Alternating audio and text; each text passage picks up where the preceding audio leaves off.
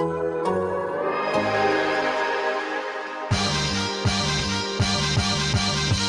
Dort. Donna Dort. Donna Dort. This is Lou Dort, and I'm down to dunk. This is Lou Dort, and I'm down to Dort. I'm Josh Giddey, and I'm down to dunk. Hey, this is Kenny Hustle, and I'm down to dunk. I'm Darius Baisley, and I'm down to dunk. I'm Mike Muscala, and I'm down to dunk.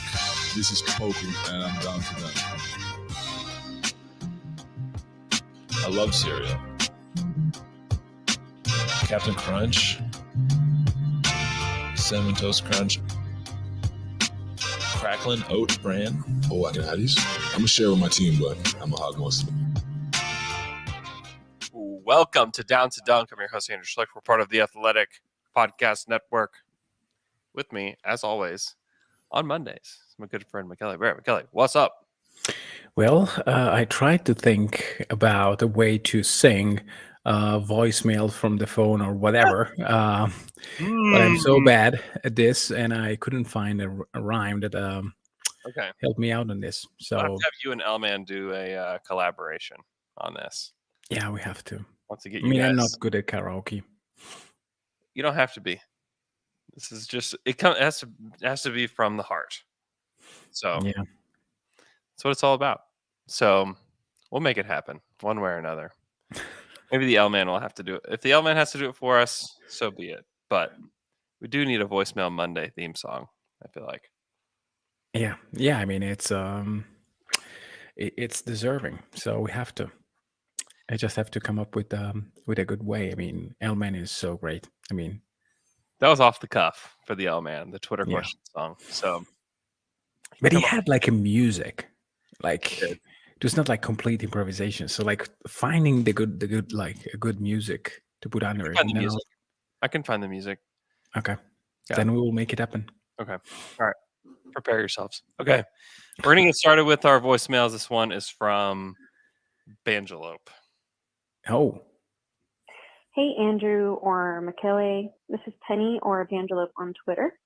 My question is, if you could only have one dessert for the rest of your life, which one are you choosing? And try to be as specific as possible. Thanks. Love the show. Love you guys. Bye. Thank you Oh. Bangelope, for the question. It's a great question. oh no! This is such an impossible question to answer. It's a tough one. It's Yeah. a tough one. It depends on like what mood you catch me in. You know? Yeah. It's really tough to beat a peach cobbler a la mode for me.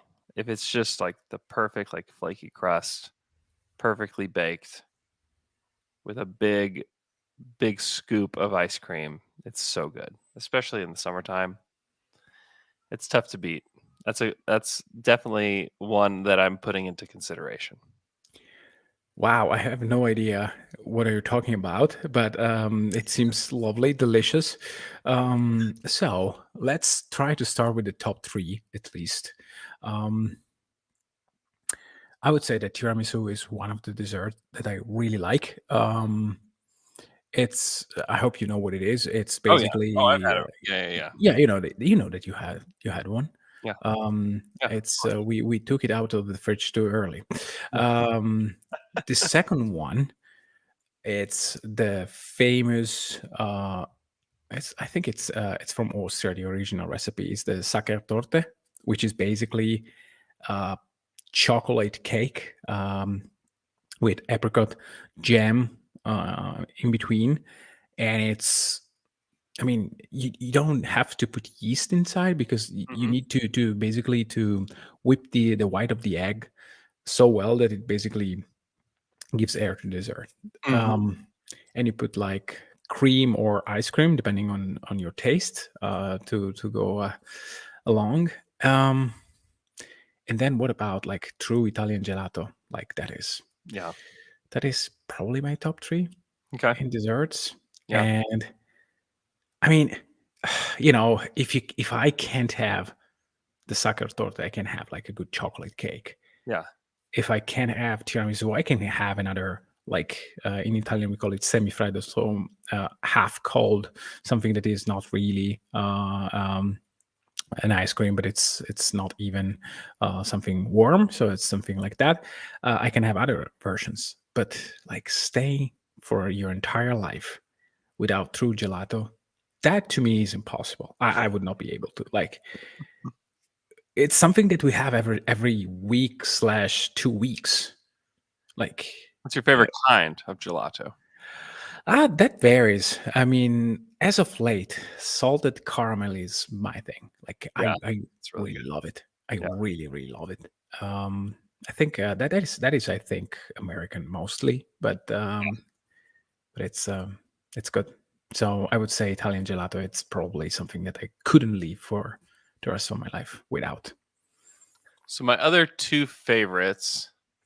This was actually, it used to be a sponsor. So if you're somebody that's listened to our show for a long time, you'll remember when Andy's Frozen Custard was a sponsor of our podcast. Oh, I do remember that. And that place is insane.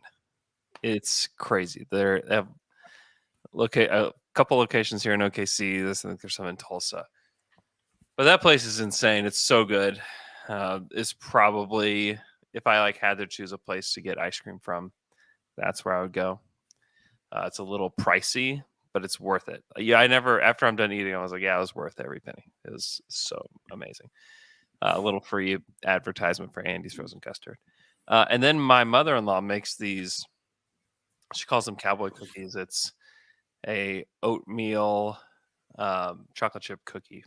Mhm. And they're huge, this big, and they're unbelievable. I will ask her. That's what I asked for my birthday. I think I've said this on the podcast. Oh, That's what, when she asked me, like, what do you want for your birthday? I just say, just make me as many of those cookies as you possibly can. how much butter in it? I don't know. I actually need to learn. She needs to teach me how to make them. Do which they breathe butter, in your opinion? dangerous. I mean, there's definitely butter. It doesn't seem like there's a crazy amount though. Okay. But yeah. Anyways, those are probably my top three. If I would, I might choose the cookies, honestly. Like, I would be really sad if I couldn't have those cookies anymore. So Yeah, that's the point. I mean, there are so many refined dessert that you can have, but I mean, you can't probably live without something that you eat regularly and that you really like. Yeah. That is something that you can't yeah, really. totally agree. Chuck 47 says we can see the Andrew. We can see your shirt. This is funny.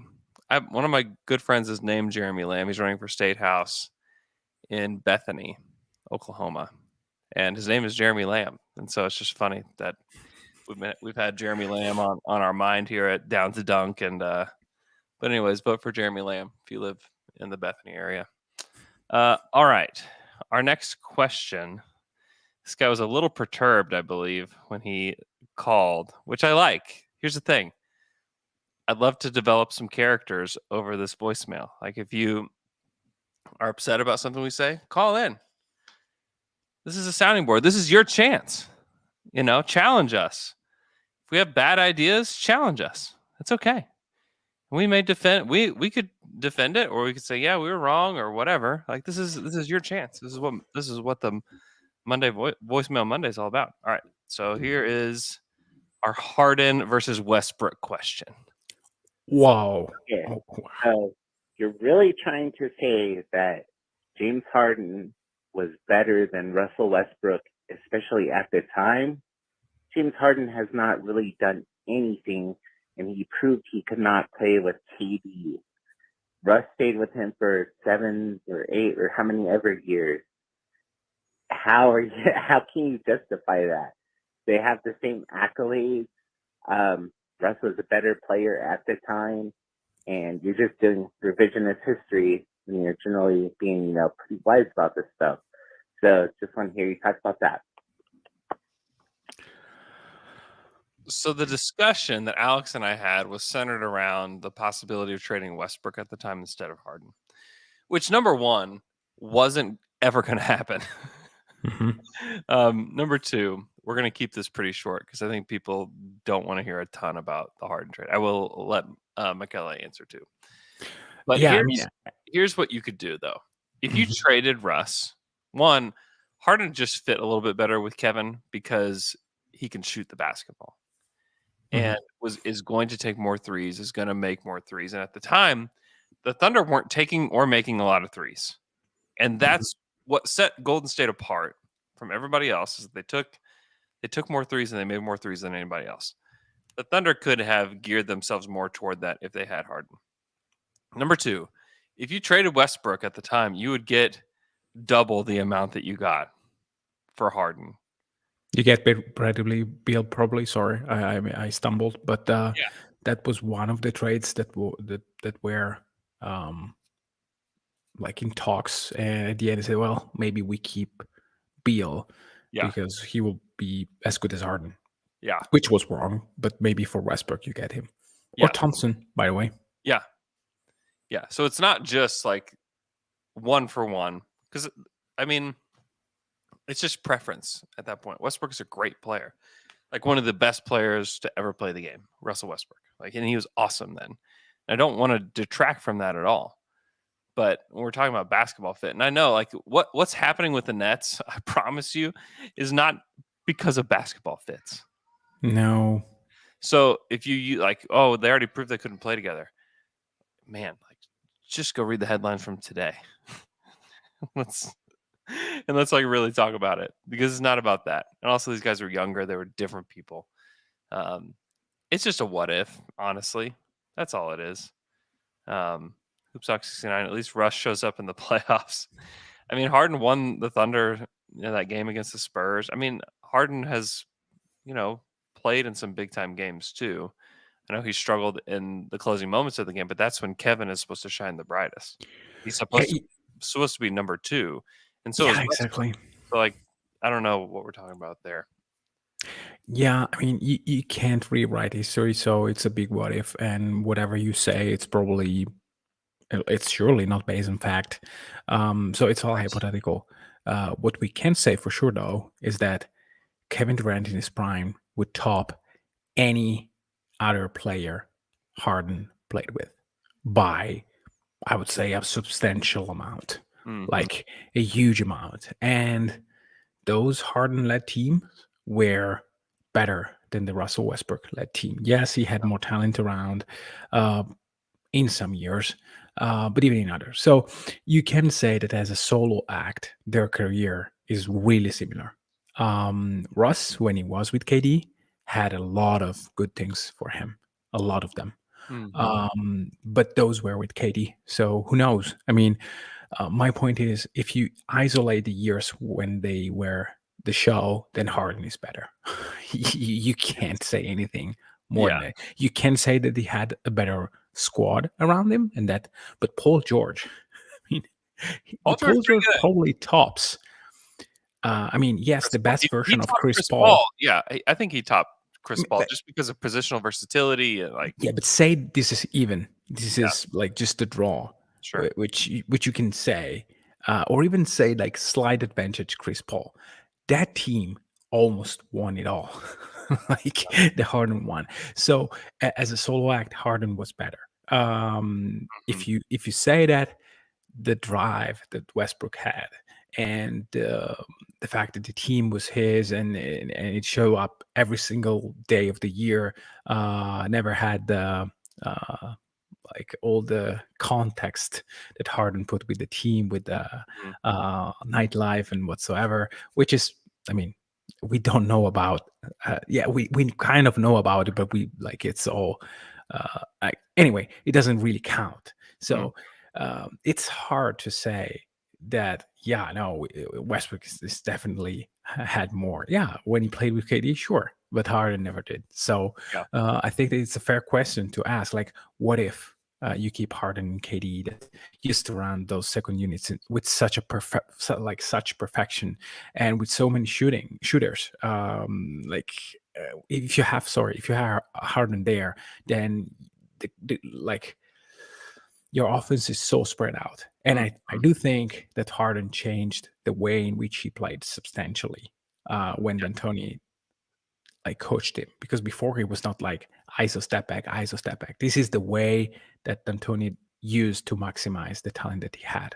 With KD, that was not the way. I assure you, it was way more pick and roll, way more other stuff. So it's a good hypothetical to have. And I think that the answer is, hey, that was a possibility, probably. And sometimes you just try and you pick maybe not the super best outcome. I mean, keeping Russ is surely a great outcome, Mm-hmm. not necessarily the best one. Yeah. I also think that Harden would have completely unlocked Kyle Singler. So there's also that. All right. Next question. is Yeah, about- can I say something about scoring. really quick? Yeah. Maybe you lose something in terms of, hey, with Russell Westbrook, this team had, and I said it, but I want to stress it, the drive that team had was a huge thing. Mm-hmm. Mm-hmm. And so that part you may question what is with Harden. Is it the same? That I don't know. Mm-hmm. Yeah. Sorry. Yeah. Yeah. That's a good call. Next question is about scoring the basketball and this current Thunder team. Yes, this is James from Oklahoma City, and I had a question about just the long-term building plan that the Thunder are on here. Most of the elite teams have two guys that can go score in the playoffs at any time. Philadelphia has Harden and Embiid. Boston has Brown and Tatum. PG and Kawhi. LeBron and AD. Right now, it feels like Oklahoma City's the only guy they've got that really can go get a bucket is Shea. And long term, probably you've got 3 max slots at the most. And probably Shea and Chet with his unique skill set are both going to be max guys. And then I think the other thing that separates the championship teams is the ceramic cast around their stars. And it feels like with Chet, Dort, J-Dub, SJ, like we're on a good path there. Do you think Giddey and Shea are a good enough scoring pair to carry us to where we want to go? Because it feels like I said, we've only got 3 max slots, so that's what we've got to play with long term if we're trying to build it for long term. So just curious what you think there, and if not, what do we need to do to get there? So thanks a lot. Appreciate it. What do you think, Michele? I think that it's a bit too early to call anything on either. Oh, on Giddey is a little bit too early. On Chet is definitely too early. Like we have no idea what kind of scorer Chet Holmgren will be in the league. Will he be Utah Jazz Summer League Chet kind of scorer? Will he be like 12 to 15 kind of guy? How many shots will he take from 3? Can he take 8 threes, 6 threes, 5 threes, 2 threes? We don't know. So to say today that we know anything about the scoring prowess of Chet, it's something that it's really something that I would not commit to either way. I mean, you, the listener here, mentioned Embiid. Like we had no idea what kind of scorer Embiid could be. You didn't know he could play. We didn't know if he's going to play in the NBA. Yeah, but say that he plays. Yeah. Forget about the injury. I mean, the year at Kansas was great for him. But could you picture him being a 30-point per game player after that year? I mean, no. You see like tools everywhere with Embiid, like some threes, some like dunks, some movement, some Olajuwon drop step and stuff like that. Yeah. But by the way, like his college stats, can I read them real quick? Yeah. Embiid's 11 points, 8 boards, 1.4 assists, 2 blocks. Yeah. He took 5 total threes in college. Yeah. He made 1. Like that's, I mean, that's what we saw from him. Like compare and contrast that with Chet. I mean, it's just kind of funny, you know. He's 14 points, almost 10 boards, 2 assists, 3.7 blocks. I mean, he was a lot better college player, and he played the whole season where Embiid didn't. Yeah. And you're right. Like we didn't. Right now, we're evaluating Chet based on what we've seen in like summer league, this pro-am at Gonzaga, maybe some of his high school stuff. But man, the time you develop your game is really from the age of like 20 to 28. Like that's when you discover who you Yeah. really are as a professional basketball player. Not to say that like, oh my gosh, Chet's going to be so much better than Joel Embiid, No, but it No, took that's not time the for point. Embiid. It took time for Embiid to really break out of his shell. And if Chet can reach, I mean, Chet's got a really high ceiling. Like Chet could be the number one scorer on this team. Like you can't close that door. He could be the number 3 guy. Like we just have no clue what he's going to be. He's one of the more intriguing players to ever come into the NBA because he has such an unusual skill set. Like we just flat out don't know, and the Thunder don't know either. Yeah, let's talk Shea for a second. And this is related to the other take that I had on Giddy still being very early. Like year one of Shea is a 10-point per game scorer on a very good team. Then I think he rose to 14, 16, something like that. I don't remember. And then we saw glimpses of in year 3 of, oh, wow. And in year 4, we had that like after also break moment where it was okay, like whatever. Unreal. So it's like we have to be extremely patient. I know that it's if you wait for it to happen or not happen, then you're not making any prediction. And yeah, that's true. But development, especially in the first 3 years, it's huge. And if you don't see it, it's a problem. If you see it year to year, then it's then you can't stop and saying, okay, like we saw, like imagine Giddy from the NBL to Giddy to the NBA. It's already a huge jump, like a huge jump. Like in summer league, he showed that against lower level, he wasn't efficient, but he was playing with some huge cockiness. Like he was just, hey, I'm here, I do whatever I want. So I'm really curious to see how we gear up for next season, because that is going to be extremely important. So as of today, yes, Shea is the best scorer. As of in 10 months, we will see. Yeah, probably still is. And with Giddy's scoring, it would be a little surprising if we got to the level of being super competitive and Giddy was the number 2 scorer. I would be surprised. Like he can score the ball. He's aggressive. He likes to get downhill. He will shoot when he's open. Like all those are good qualities. However, I mean, you even think about like if his like ceiling comp is like Jason Kidd. Jason Kidd wasn't even like the number 2 scorer on those Nets teams, you know? Yeah. I think that Giddy likes to score, though. I think he does too. I just wonder if he has the elite ability to do so. I'm not going to put a ceiling on it because he could acquire that. Like that could be something that comes down the pipeline. He's still very young. He's younger than most of the guys that were just drafted. Yeah. So I just wonder. I don't know the answer to the question. It's a good question. It's something that we need to be thinking about when it comes to like the way that they build this team. But a lot of this, you just have to let it marinate. And we could get to the end of this and it's like, well, Shea's more of a number 2 scorer. Giddy is a starter, but not a number 1 or 2 scorer. And Chet's not that either. You may have to acquire somebody via trade. Like that may be the case, is that we get to the end of this. It's like, like we're trying to pigeonhole these guys into roles that are too big. And that could be the case. So we'll see.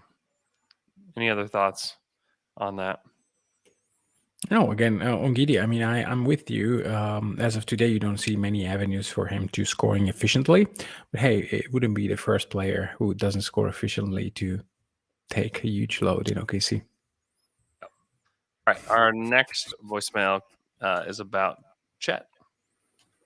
Hey Andrew, hey Michele, Simon E. Dog here from Los Angeles, California.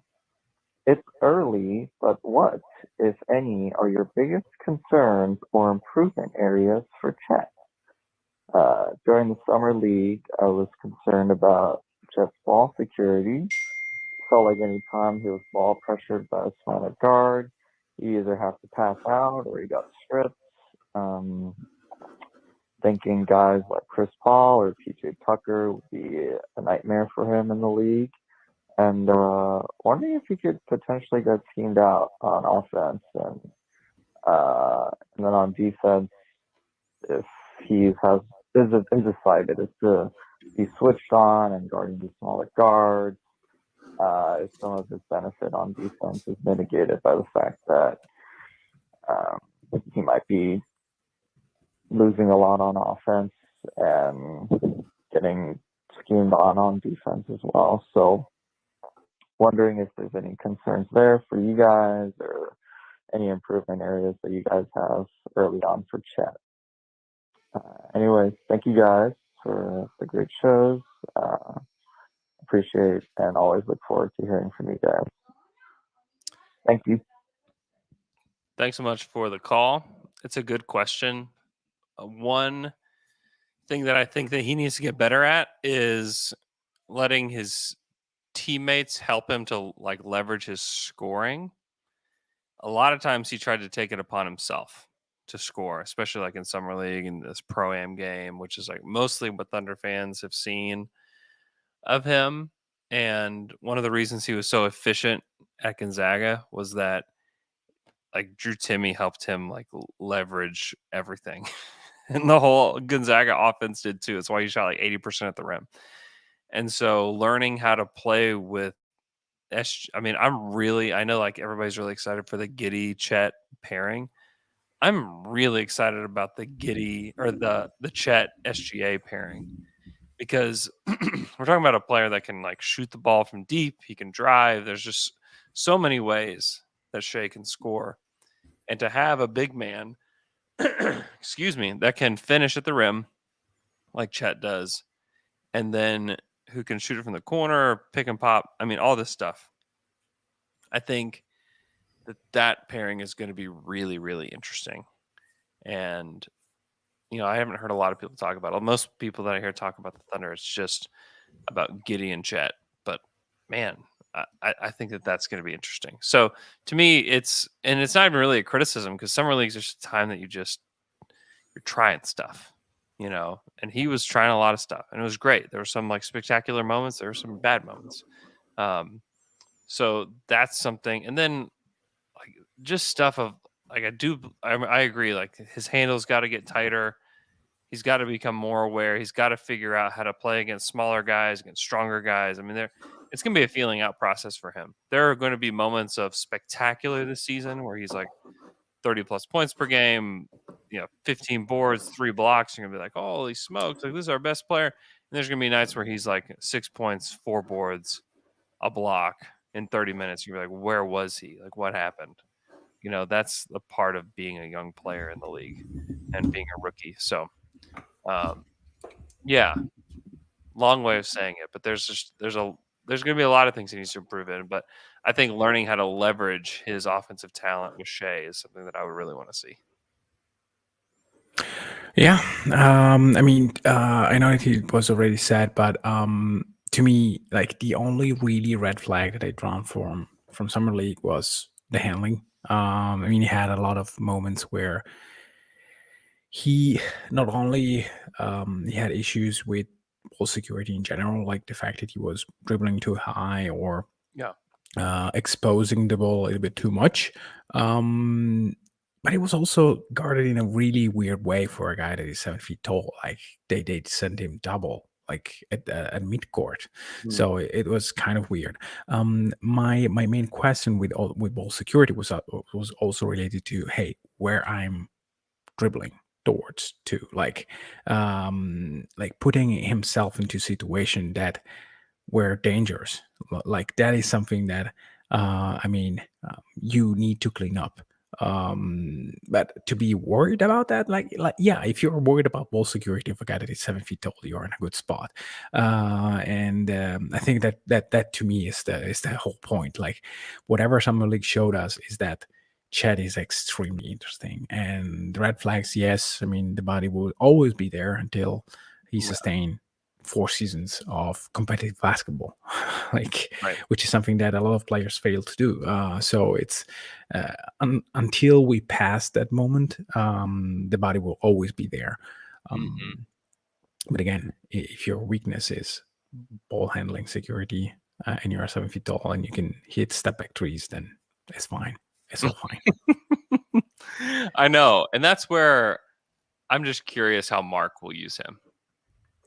You know, because you don't, and Mark is really good about this, and sometimes to the point with some guys that you're like, what are we doing? Like, what's going on here?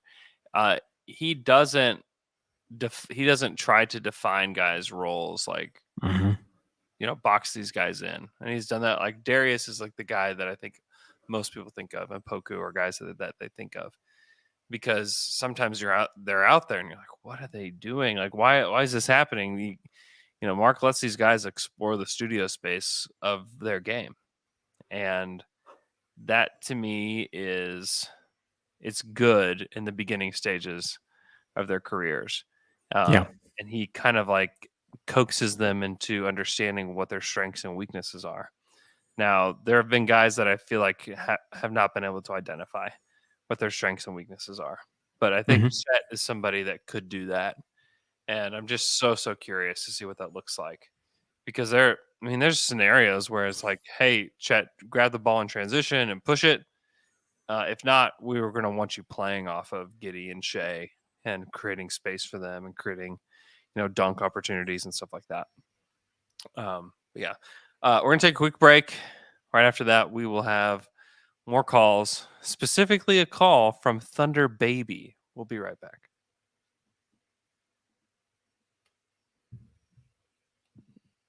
And we're back from that quick break. Here is our next voicemail on Voicemail Mondays from Thunder Baby. Hey, what's up, fellas? It's the OKC Thunder Baby, Goo Goo Gaga. We know the Thunder love to utilize the G League. Trey Mann played 7 games with the Blue last year. Poku played 11. How much time are these rookies going to spend down there? Like, if I set the line for Ousmane Dieng at 8.5 G League games, are you taking the over or the under? What do you think about the rest of the guys? Appreciate it.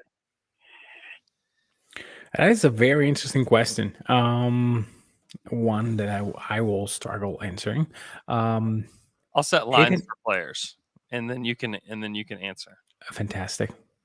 So yeah, I think 8.5 for Dieng is a good number, and just like I think we talked about this last week, but they are playing again at the Paycom Center, which is outrageously convenient for the team. Trey Mann played a game. He played 2 games with Paycom last year in the same day, where he played for the Blue in the morning, for the Thunder at night. So those are, it's great. It's a great developmental tool.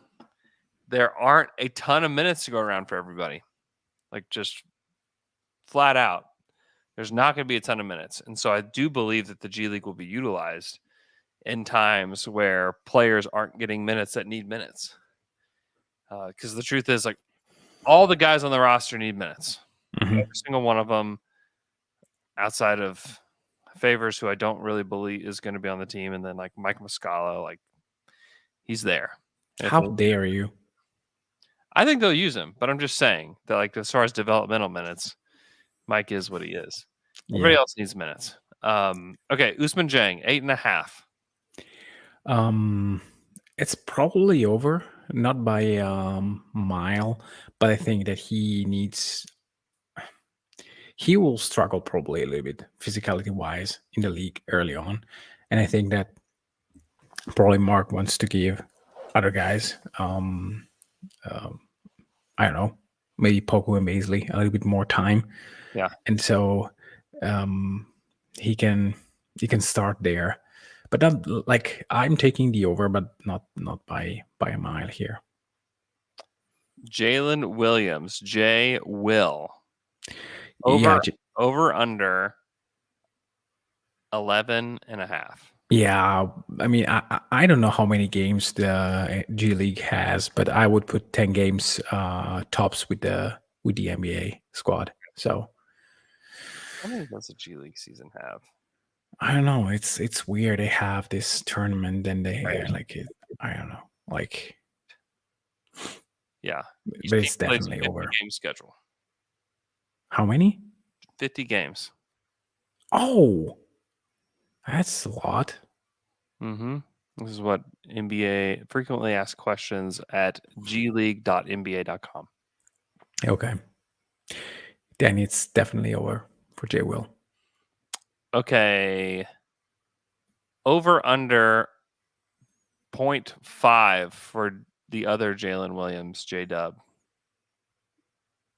Wow, that is a great line. Hmm. Yeah, I think that he will play one just as a Trayman special. Like maybe the one where, hey, play like JRE played, I think, Mm-hmm. Yeah, he in the did. G Yeah, League. right for the blue. Yeah.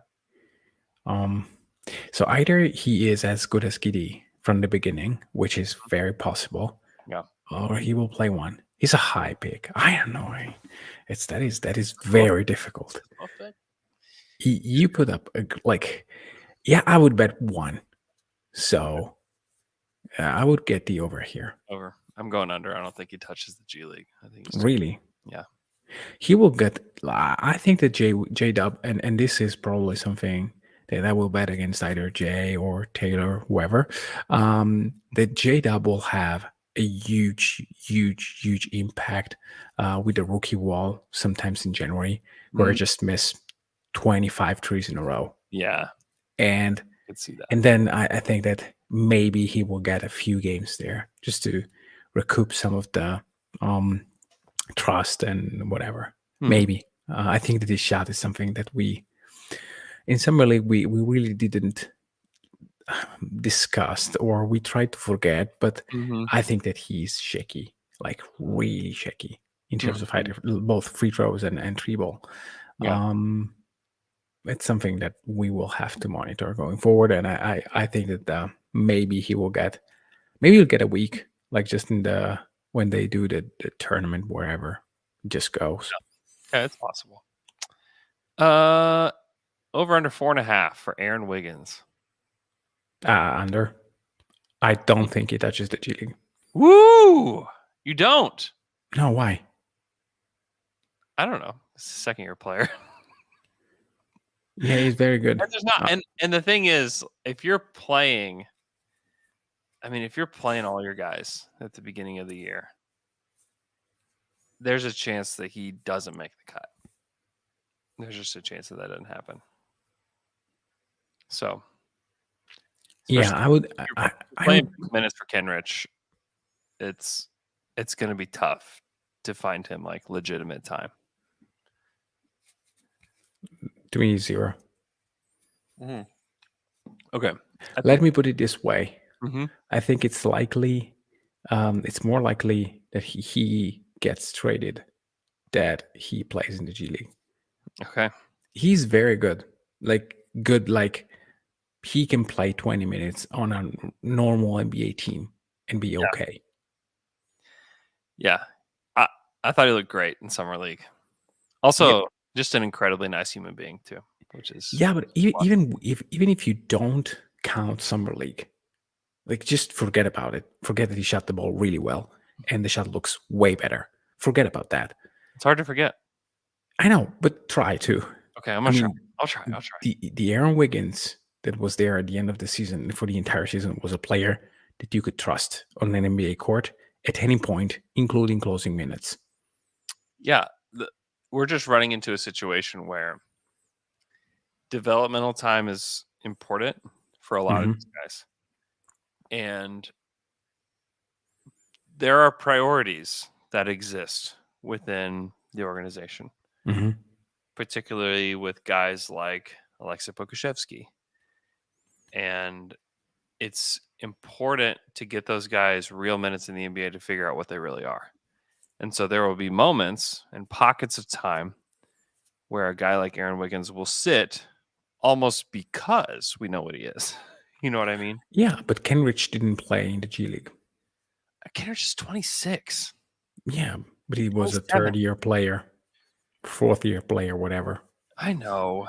I know. He's too qualified for that. Yeah. Aaron Wiggins is. You may be right. You may be right. That happened fast, though. Because he played, how many games did he play in the G League last year? Because he played in the G League. Like I'm trying to look up his G League stats real quick.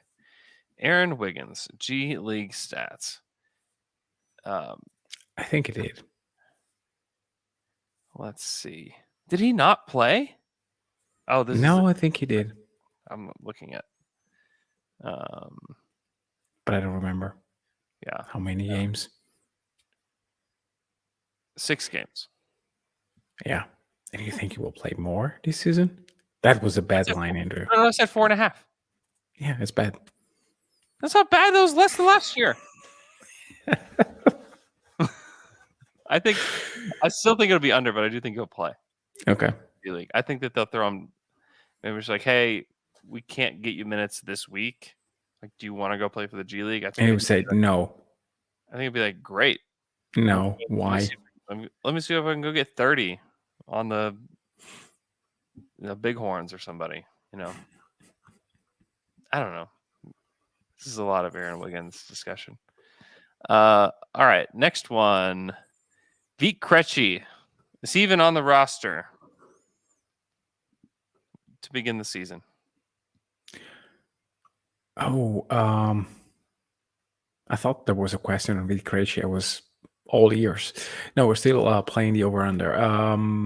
I think that he is likely not to be.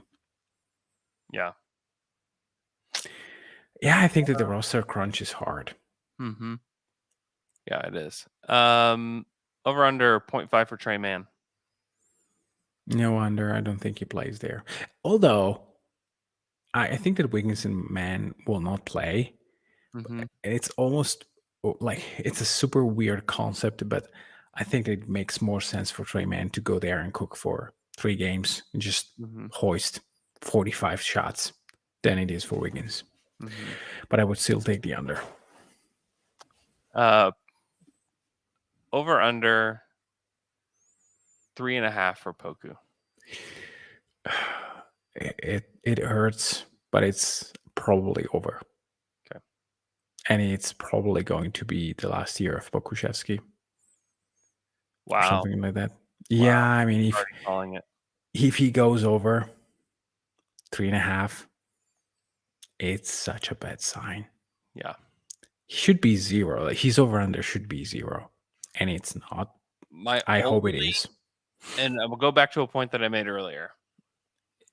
It's just the amount of time that is like actually there to be had is shrinking for these players.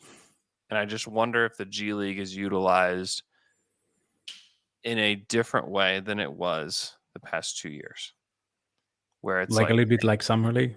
Hey, you are 23 and younger, and we have opportunities to play with the G League. They're running the same place. It's the same thing top to bottom.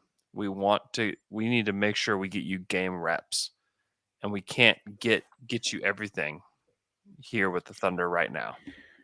Yeah, if you can line up, say, Trey Mann, Pokusevski, J-Dub, Jang, J-Will, and these are your starters, then it's basically okay. Like, like why wouldn't you? Because there's probably a scenario where there's like a 3-game span where it's like, you know what, we want to try some different things, and you guys go play in the G League for a few games. We're going to try these other guys. Like that, it's possible.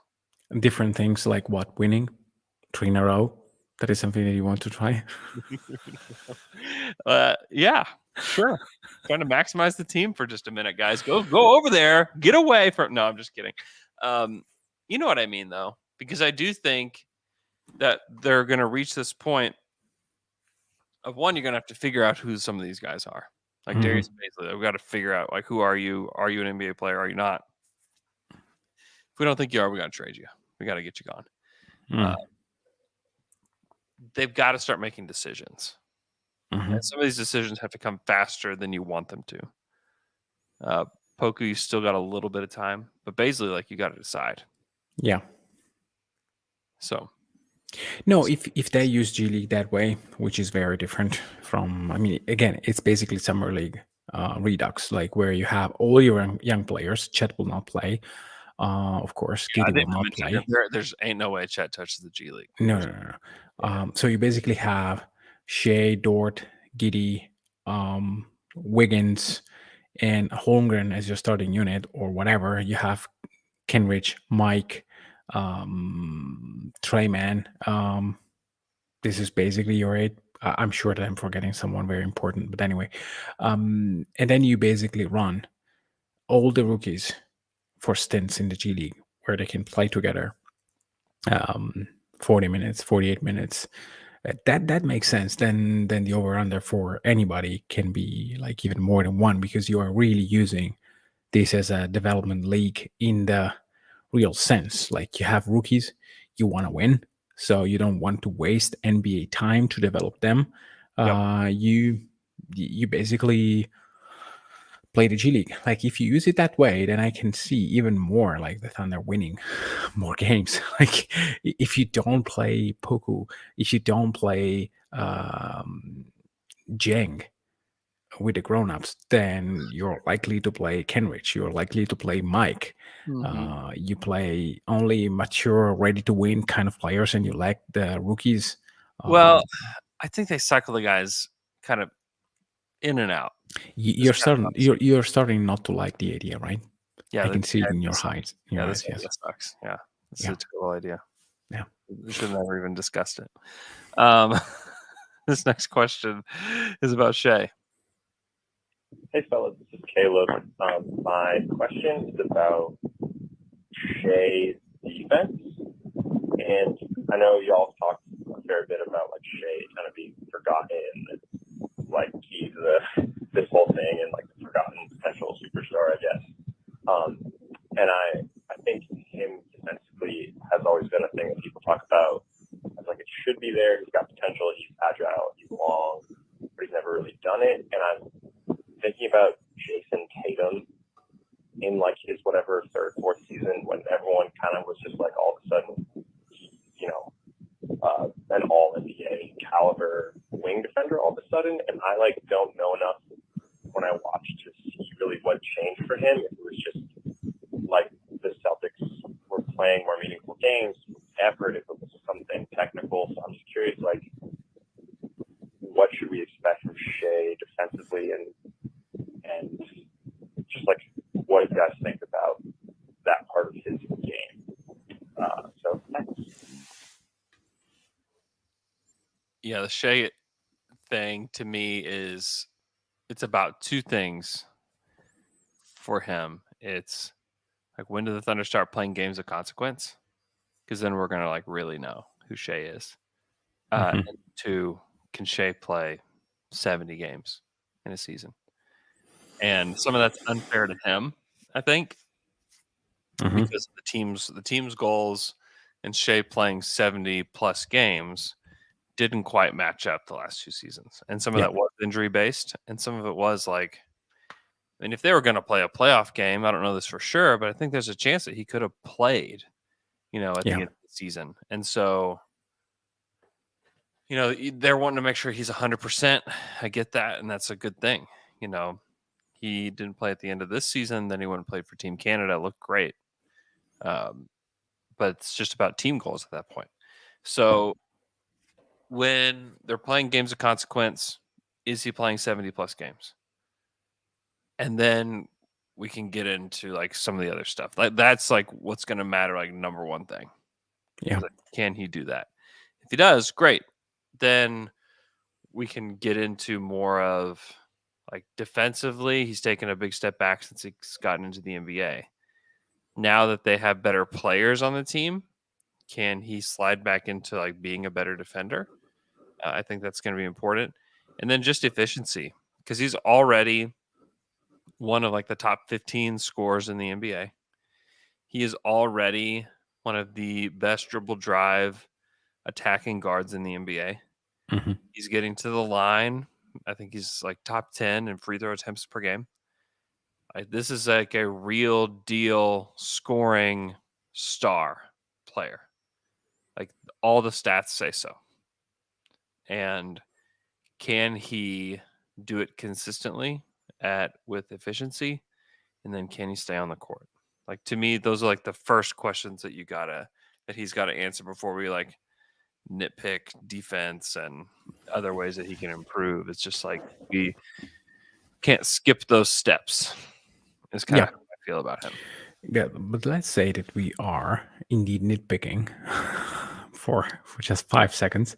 Yeah. I think that when I discussed in the past in our podcast about, I think it was on the Dream Team show, which is a very nice podcast that you all should subscribe to. We discussed the idea of like playing for winning every single time, every single game. And I think the defense has a lot to do with that. You can't have moments where you just don't play hard if you're trying to win every single night. And I think this is part of the Shea game that we have to see. I think that he was there when Chris Paul was here. He was surely there when he was playing for the Clippers. And you can say that over the past 2 seasons, that was not the main focus. That was like trying to develop into an offensive hub, which requires energy, which requires focusing on different stuff. And it happens to many players, not just Tatum. Think about Devin Booker. It was the same for him. He had to become the hub of that offense. And then he is not a great defender today, but it's better than what he was in those years when Phoenix was losing a lot of games. So this year, I really want to see him playing at another level, like playing as a guy that really wants to win every single game and plays hard every single game. Maybe it's not the season. Maybe it's a season from now. This is Andrew preference anyway. But it can be now, and if it is, then we are going to see a different level there, because it's not that he can't do it. We have seen even in these seasons when the game was on the line, Shea was there, like stealing balls here and there, playing hard defense. So he's surely capable of doing that.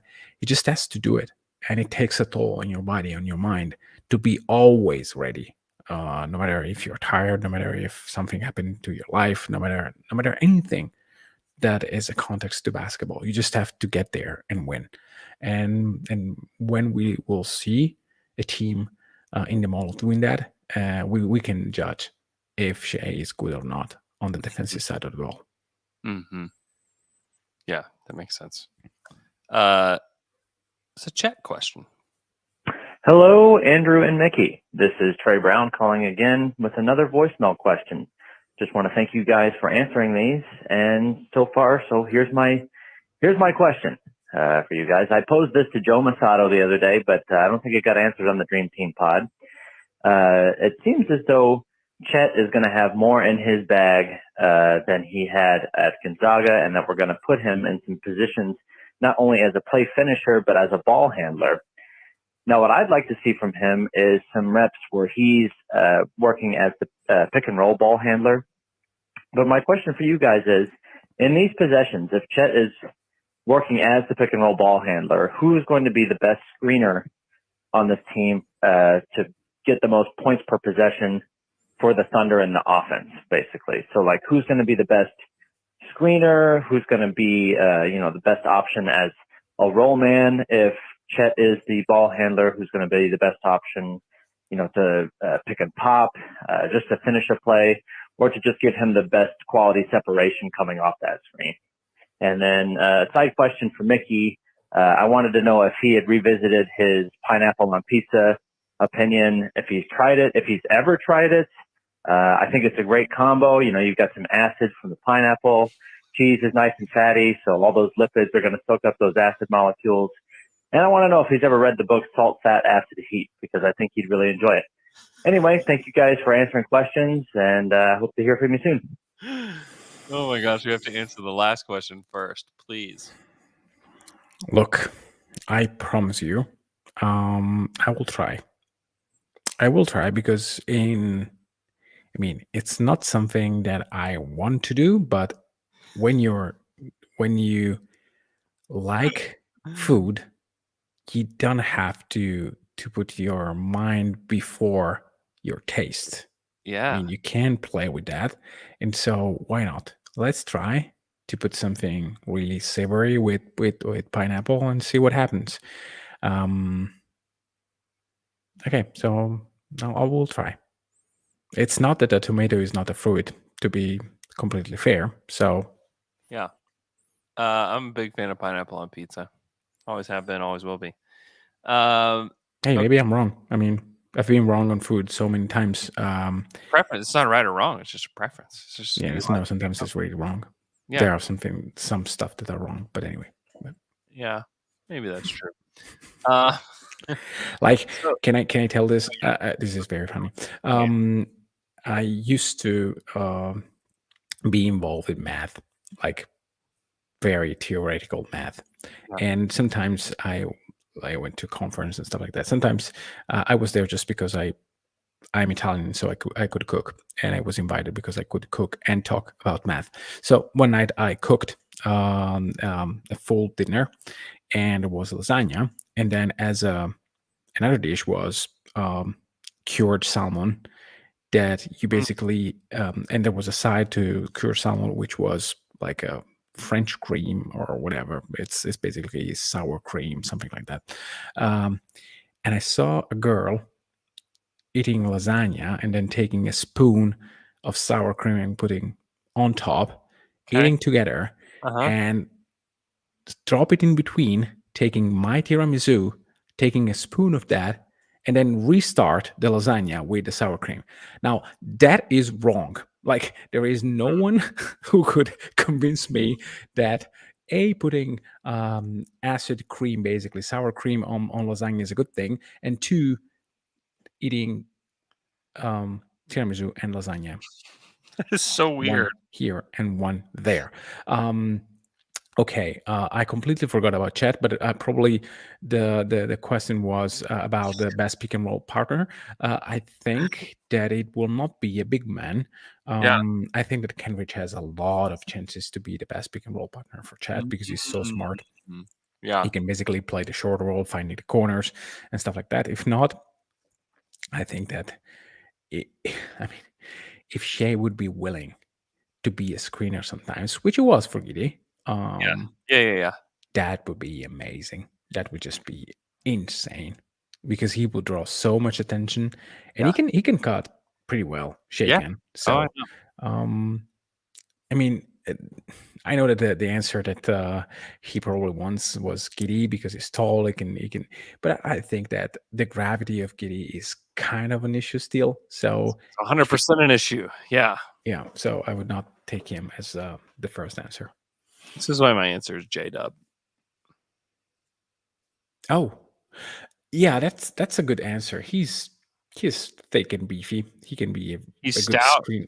long yeah. arms. We've already seen like the brilliance of his moving without the basketball. Yeah.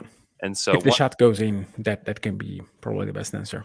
Yes, if his shot is falling, if he's like 37% from three or something like Whoa! that. Oh! Whoa! What do you mean? Whoa!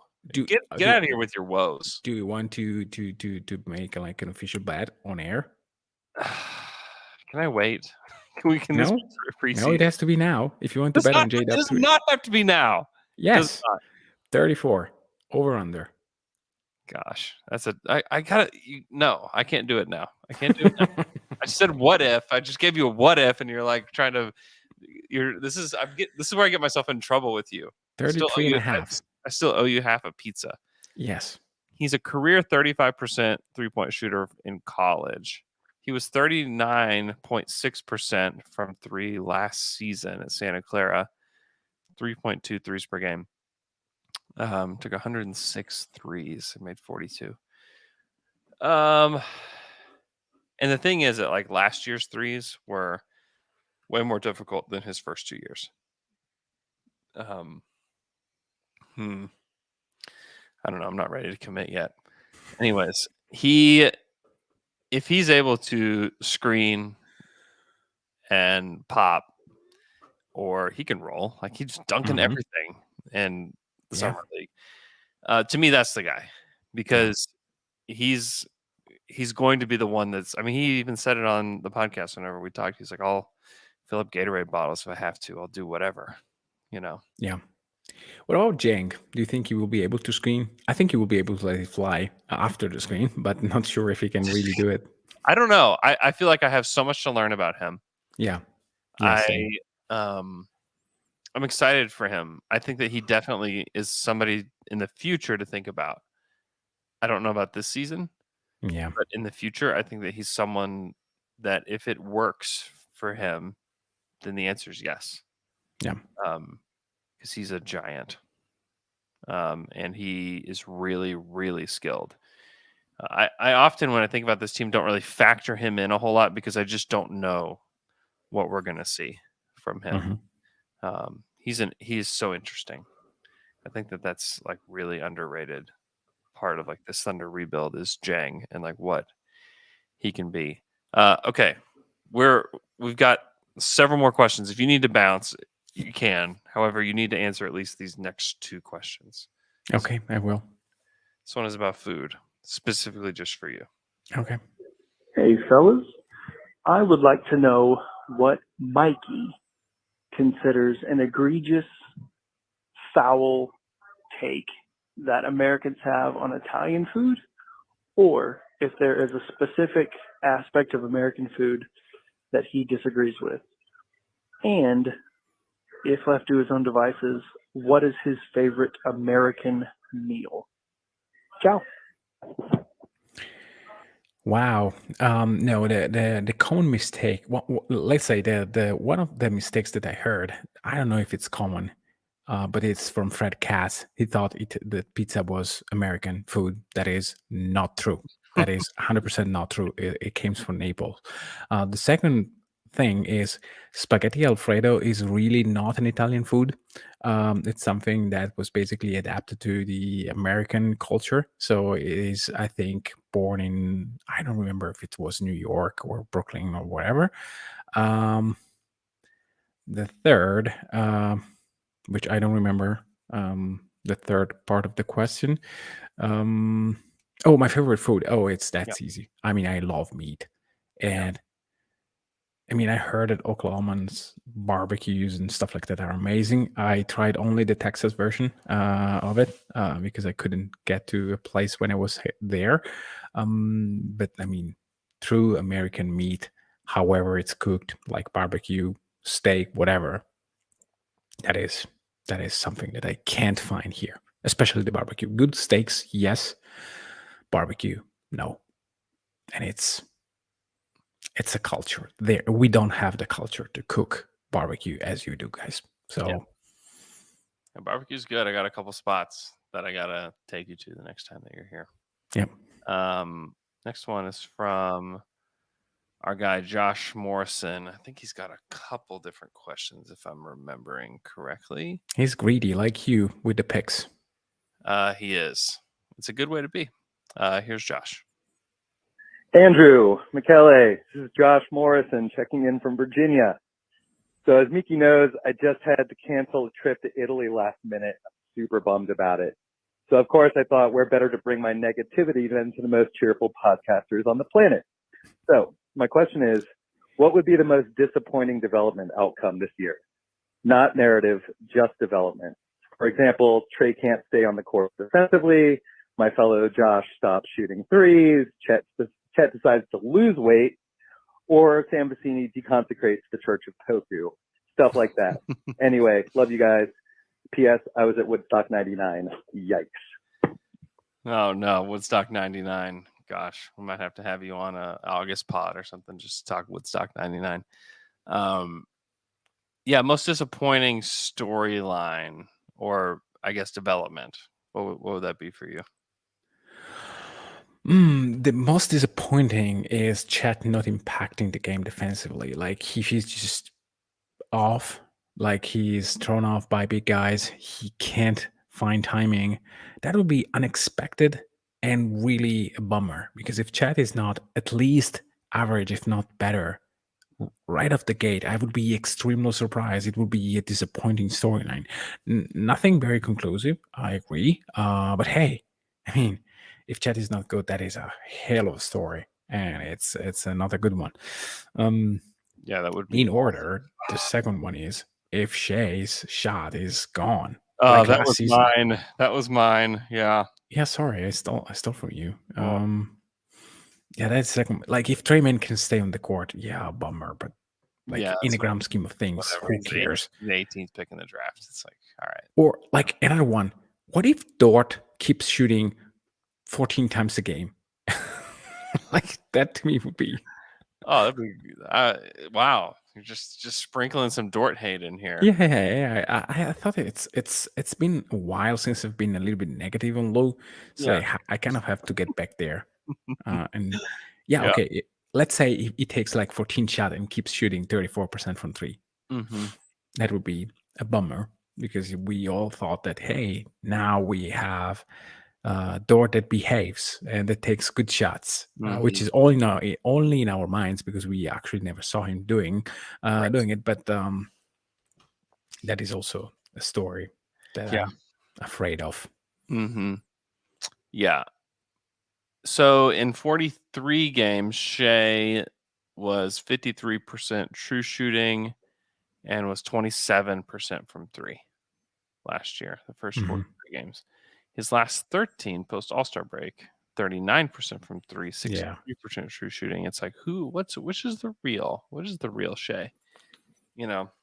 Probably neither. It's probably somewhere in between, which is like, it's just the way that life works.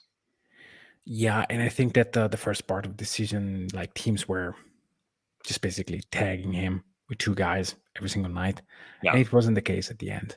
There was also less Giddey, which means less, like say, first 20 games of the season Giddey, which was like not the best running mate for Shea.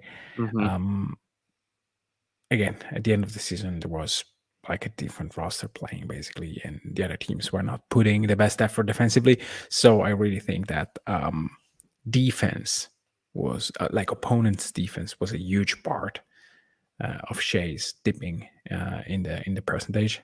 He had to take awfully difficult shots, and that always mess with your percentage.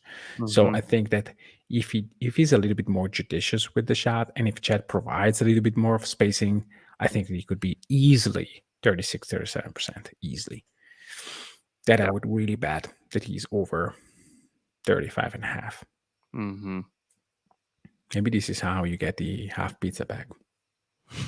If you bet the under. I don't want to bet the under. I want to be positive going into this season. Everybody thinks I'm too negative anyways. Okay. A couple more questions. You can bounce whenever you need to. No. If it's a couple, I could stay. Okay. It's really just one, and then one. We're just going to end with the voicemail. No response to it. Okay. Here's our next question. Yes. Who do you think is going to start for the Thunder this upcoming season at the 4? JRE or Darius Bazley? So if it's just between those two, I would favor Jeremiah. However, it's not impossible that Darius starts because they want to see like defensively what Bazley and Chet look like together, and also just to kind of like give Bazley a chance. Like, okay, we're giving Bazley every last chance this season to figure out who he is on the court. Does he fit the long-term trajectory of what we're trying to do? I have my doubts about that. I also would be a little curious to see what it looked like. Yeah, me too. So I don't think it's impossible that Bazley starts. Also, just because like this is a year of like discovery for this team and for what they can be. And so if you're going out there and you're trying to win basketball games, you're trying to develop like a sincere rhythm to what you want to do, you don't start Darius. You just don't. Yeah. So I'm trying to check something while I talk, which is a very bad thing to do because I will probably lose my thoughts here and there eventually. But I wanted to try to find base lineups data with Mike Muscala, Yeah. which I guess it's a very sparse amount of minutes. But I kind of remember then when Bays start to get to the bench. Bench That Bays was like a real thing. He was legitimately a lot better from the bench last year. Yeah. So I wonder if part of it is, hey, when I start with guys that can shoot the basketball, I'm better because my shooting, it's kind of, I mean, it's a little bit masked by other players. So I wonder if with Chet on the court, he can be better than him being with JRE or with Favors or I don't know, Diakite and whatever. Turns out that it's not really positive, but it's not terribly negative, minus 1.3. So maybe that is the deal. Yeah. Again, I'm not sold. You know that where I am in terms of evaluating his defense. I'm not sold that he's a huge positive on defense either. Numbers don't really tell that story. Maybe to a degree, but he's a good blocker, but he lacks physicality defensively, which is, I think, why he doesn't commit many fouls. So I really wonder where the value is with Paisley. But I'm ready to be proved wrong. If he develops into three. Like he's just like flat out has to shoot the three because he's not the creator that you hoped he could be when he came into the NBA. Mhm. And that's it. Like if he can shoot the three, fine. Like he's a good enough defender to get on the court. But if he shoots the ball like he has in his career, then you can't make it work with this team. Like you just can't. And that's just like the harsh realities of the NBA. The NBA is really difficult. There's not room for everyone to be good. There's not room for everybody on your team to be successful. And Baisley has a lot of really great tools. He's a 30% three-point shooter for his career. From the corners, not good enough. From the corners, it's not good either. He's a career 25% from the corners. Oh. No, 29. I'm sorry, 29% from the corners. You can't function as a role player in the NBA and shoot 29% from three and not be like good at something else. Like Bruce Brown is good at handling the ball, making decisions in the short roll, finishing at the rim. Great. You have those individual NBA skills and you're a good defender. Great. We can find ways to get you in here. Baisley's like not a good screener. He's not a guy that is good on the pick and roll. He can grab the ball off the rim and push a little bit, but he's not great at it. Yeah, but even defensively, like if you take Vanderbilt, for example, as an example, like a player that can't shoot, can't play on offense, basically is just a rebounding machine. That guy wants to steal your life. Like even like wants Andre to steal Robertson, your Andre Robertson was a zero offensively, like literally nothing. Yeah, but defensively, he's him. I mean, just again, I don't think that Baisley comes on the court wanting to destroy the other teams. No, like the other players. That is what you have to do. Like if you are limited offensively, the defense should really talk for yourself for you. Like you need to see that when he's on the court, the impact of the defense, the way in which the other team attacks is different. Like after 40 seconds of like a lot of the games that Chet plays, the opponents were changing their way in which they were attacking. This is how you impact defense. I mean, even in the Houston game, where Chet started off really, I wouldn't say bad, but just kind of out of sorts. Like in the second half, I mean, Houston started to say, Oh, okay. I can't do this. Oh, okay. No. I can't go there. I really need to change other ways, to find other ways to score here. Mm-hmm. This is what great defenders do. You Yep. just can't play the same way you used to against them. Yeah. You can't dribble against Marcus Smart. This is something that Shea learned. Yep. This is what I mean when, like, Baisley, yeah, he can be a serviceable defender. But if you're a serviceable defender that he's a minus on offense, I don't think there was a role for you in the league. No, there's not. And maybe there is down the road. Like maybe if he finds the right situation, he can be just like a corner 3-point shooter. Like I think about like Al-Farouq Aminu. You know, Al-Farouq Aminu finally found himself a role with the Blazers. Yeah, for 2 And really- seasons. yeah, and didn't really work anywhere else. Yeah. But it worked there for him. I feel like he and Baisley are like very similar players. Mhm. In that like both of them have like these NBA bodies. They're like, oh, great. Like we can plug you right in here and here and here. And most of the time it doesn't work. And, you know, finally he found a role in Portland that worked. You know, that's, to me, that's the kind of player that he is. And like, ideally he fills that role that Aminu did for the Blazers.